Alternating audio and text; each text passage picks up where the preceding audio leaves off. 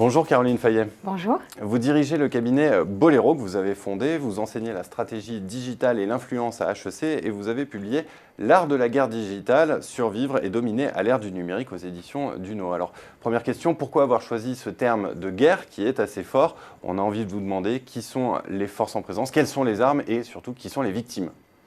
Alors, depuis les années 2000, nous avons vécu 3 révolutions numériques à travers lesquelles le consommateur citoyen a pris une forme de pouvoir. Peut-être pas le pouvoir sur l'autorité, mais en tout cas le pouvoir de faire, la puissance. Et finalement, cette prise de pouvoir déséquilibre l'ordre établi. Et face à cela, on a les pouvoirs en place qui tentent de résister et en résistant, ils sont rentrés en guerre avec le citoyen consommateur. Donc ces armes qui sont arrivées avec le digital, ce sont le bad buzz, le bashing, la désinformation, la rumeur, mais aussi la désintermédiation, l'ubérisation. Donc toutes ces techniques qui sont arrivées avec le digital et qui permettent justement de mettre en péril ces fameuses victimes que sont les pouvoirs scientifiques qui ont perdu leur crédibilité puisque l'avis d'un expert vaut celui d'un père, les pouvoirs médiatiques qui se cantonnent aujourd'hui à être une caisse de résonance de l'opinion qui fait loi dans les conversations. Et évidemment, le pouvoir économique, les entreprises qui font face à au moins 2 lignes de front. D'un côté, leur réputation, de l'autre, la menace de nouvelles formes de concurrence. Donc oui, on comprend bien que le terme de guerre n'est pas usurpé. Et d'ailleurs, le titre de votre livre est un clin d'œil. C'est un clin d'œil au célèbre traité de stratégie militaire, L'art de la guerre, du général chinois Sun Tzu, qui date du VIe siècle avant Jésus-Christ.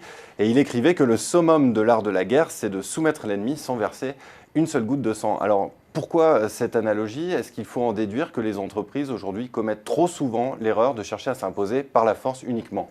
Oui, c'est exactement cela. Les entreprises sont encore sous l'influence de 50 ans de communication descendante, où en fait on a appris aux marketeurs que c'est la puissance et la répétition qui font vendre. Vous savez, le fameux GRP en publicité. Depuis ces révolutions numériques, ces techniques sont obsolètes, voire contre-productives. Parce qu'en fait, il faut remplacer la puissance par la personnalisation du message et la répétition par l'expérience client qui favorise bien mieux la mémorisation. Sun Tzu écrivait aussi que toute guerre est fondée sur la tromperie. Est-ce que c'est la même chose dans le monde digital?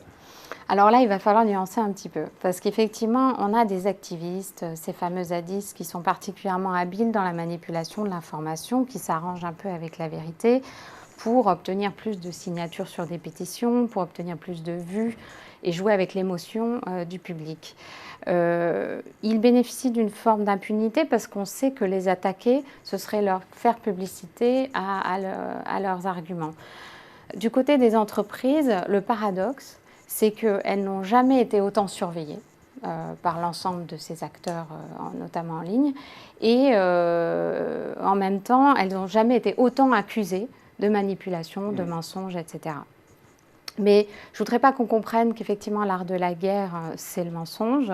Qui dit tromperie, c'est plus au sens de ruse. La ruse, oui. Voilà. Et là-dessus, les entreprises, je les encourage au contraire à user de ruse.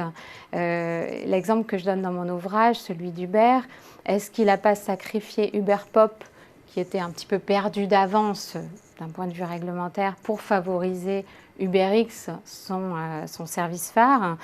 Est-ce que LinkedIn, en arrivant en France, n'a pas délibérément gardé son interface en anglais pour capter tous les cadres des entreprises et siphonner Viadeo dans le recrutement en ligne? Bref, il y a eu des techniques qui ont été utilisées par les GAFA qui sont sans doute de l'ordre de la ruse et que je décrypte dans mon ouvrage. Alors, quels sont les stratagèmes à employer pour gagner la guerre finalement? Alors, la première chose, c'est déjà de définir la zone d'influence sur laquelle vous voulez travailler. Finalement, le paradoxe, dès l'instant où on se dit je suis plus centrée sur moi, entreprise, mais sur un territoire que je veux dominer, encore faut-il en délimiter les frontières. Et ça, c'est souvent quelque chose qui est sous-estimé, peu réalisé dans l'entreprise. La deuxième chose, c'est de connaître votre terrain. Ça, c'est un grand message de Sun Tzu, c'est la topographie sur le digital, c'est connaître ses communautés, les espaces sur lesquels ils agissent sur Internet, donc ces canaux digitaux, évidemment de quoi ils parlent, comment ils en parlent, etc. Enfin, quand vous connaissez bien l'environnement sur lequel vous voulez travailler, je décris 5 stratagèmes qui permettent justement d'entrer en contact avec ces communautés, de les capter et de les convaincre. Caroline Fayet, pour conclure, est-ce que vous auriez un exemple d'entreprise qui, selon vous, userait de manière extrêmement appropriée de cet art de la guerre? Alors les GAFA, Google, Apple, Facebook, Amazon sont particulièrement agiles dans ces techniques d'art de la guerre. Pour prendre des exemples qui ne sont pas forcément ceux qu'on voit toujours dans les médias, vous avez des marmitons, des Leroy Merlin, des Melty que vous ne connaissez peut-être même pas, mais qui sont finalement auprès de leur public et sur leur zone d'intérêt stratégique, complètement incontournables, ancrés dans les communautés et data-driven, c'est-à-dire ils assurent d'être complètement connectés à leur marché pour bien orienter leur message auprès de leur public. Eh bien, merci beaucoup de cet éclairage, d'être venu nous donner ces quelques clés pour s'imposer dans la guerre à l'ère du digital. Pour ceux qui veulent en savoir plus, je renvoie à votre livre « L'art de la guerre digitale » aux éditions Duno. Merci beaucoup. Merci.